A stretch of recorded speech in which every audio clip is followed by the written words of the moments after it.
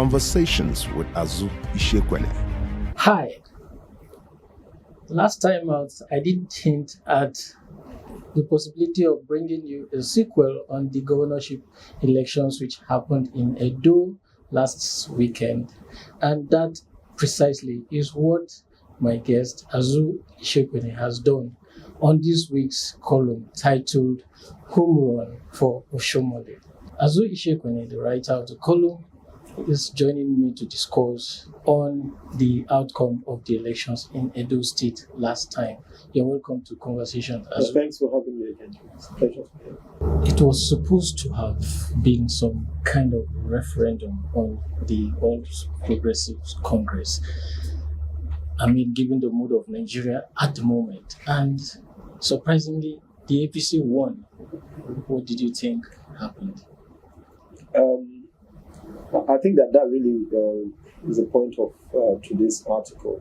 When you say surprisingly, I'm sure that there are persons on the other side who will say, what do you mean by surprisingly? And of course, there are those who absolutely will agree with you that the APC's victory was not a true reflection of what happened in Edo State. But I think, as I said in my article of today, there are a number of reasons why we have the outcome that we have. I'm not suggesting by the widest stretch that it's a perfect outcome, or there aren't issues that need to be sorted out. Because the PDP has also said that it intends to challenge the result in court, which it is perfectly entitled to do. But you may recall, as I said, I think at some point last week, I don't know whether it was on this program or whether it was in my article, that if you look at Edo State and you take the 3 senatorial districts, you will begin to get an indication of some of the things that might have happened. It was not a landslide it was also, the margin of victory was about 4,000-5,000 yes, it wasn't by a lot. I mean, the margin of victory was not by a lot. You see that it was a contest, it was a fiercely contested election. But as I said last week, I believe, Oshiomhole from Edo North, with Shuaibu, the former, or perhaps depending on how you look at it, the deputy governor. The 2 leading candidates in this election are from Edo Central, being of course Asue Ighodalo and the APC's candidate Monday Okpebholo. And of course the Labour candidate is from Edo South. So the battlegrounds, as I said in my article last week, will be Edo Central and Edo South. And that essentially was how it turned out to be. So really, I think that the day after elections, we all reflect on what might have been. And I get a sense that when all this is said and done, I think the outcome might have been a bit more difficult for APC if the PDP and, of course, to a great extent, the Labour Party did not present a divided house. Interestingly, you said in your column that shortly after the elections, the results were announced, you were called. What were they saying to you? Oh, well, folks called and they, you got this wrong.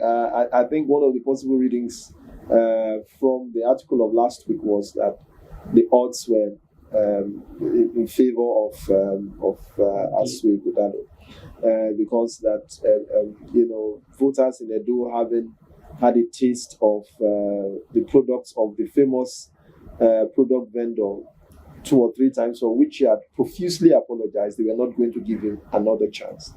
And so folks said, well, the product vendor has done it again. It's time to eat a humble pie. I'm still shopping for the sugar-free variety. I'm happy to eat as soon as I find it. Would you say Obaseki helped Oshiomhole's, the product vendor's success by burning his bridges? Oh, yes, he did. Yes, he did. I mean, somebody also called me to say one of the things he found interesting in the piece was that I said Oshiomhole, that Obaseki fought Oshiomhole, fought Shuaibu, fought those who had given him shelter in his days of vagrancy, fought his the Benin Palace, fought the palace, and fought everyone who told him to stop fighting. So I think that didn't help matters at all. He burned too many bridges, and he couldn't call favor when he probably needed it most. There were about 2.6 million registered voters in Edo, and the total number of votes cast for the three leading candidates was less than 600,000. Yes, we've had this coming for quite some time. Remember, we had this during Soludo's election in Anambra State. We had it more recently during the presidential election last year when you saw the total number of votes cast. The candidate who won the election, President Bola Ahmed Tinubu, did so with less than 30%. So that has been the trend. I think it's an indication of broken trust in voters. Once voters, and this is happening increasingly, voters are increasingly feeling that elections do not seem to be a viable means for them to hold politicians accountable. And that is what you get. That is what you get in my view. It's not a peculiarly Nigerian thing, of course, but it is happening here at such an alarming rate that I think that there's need for the parties involved, both the politicians, civil society, the press, and of course the election management body, for us really to sit down and ask ourselves what needs to be done. Because this really is a test of legitimacy. How can you claim to hold a legitimate mandate if that's such, if you like, an insignificant number of the voting population cast their vote for you? Now, parties matter, godfathers matter, and all of that.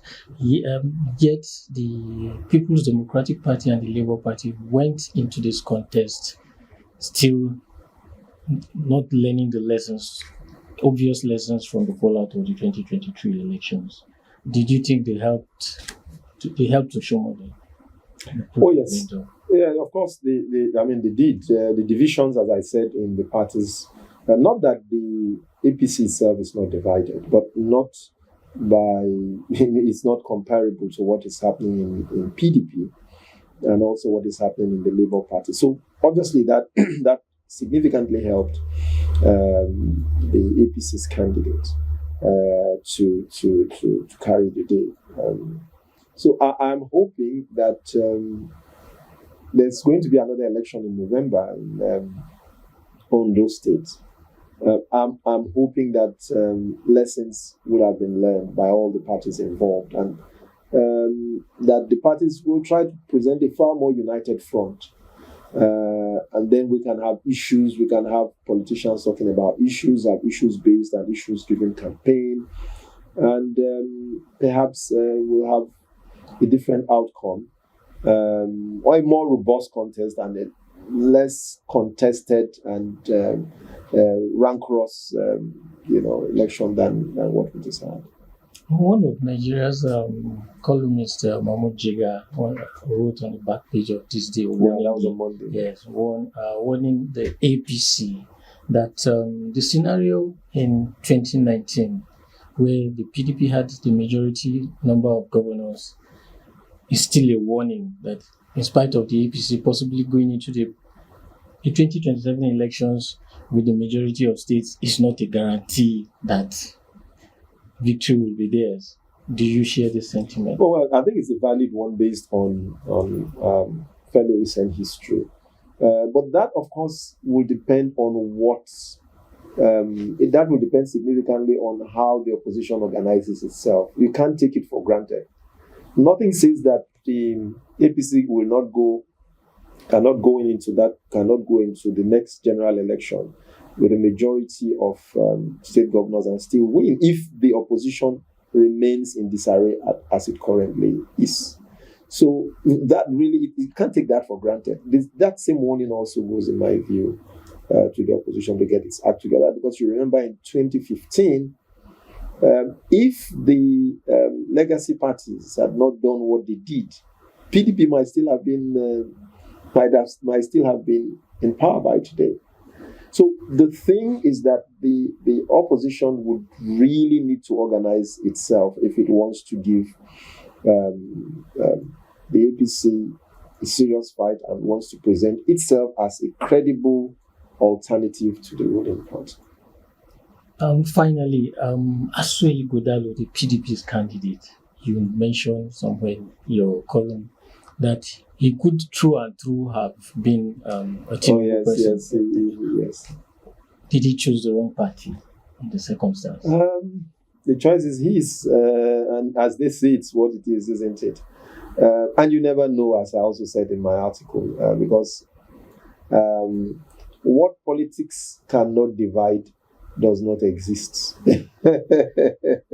So politics, I think it's politics that divided Asue Godalo with what used to be his home base, with the Ashoadu family. But never say never.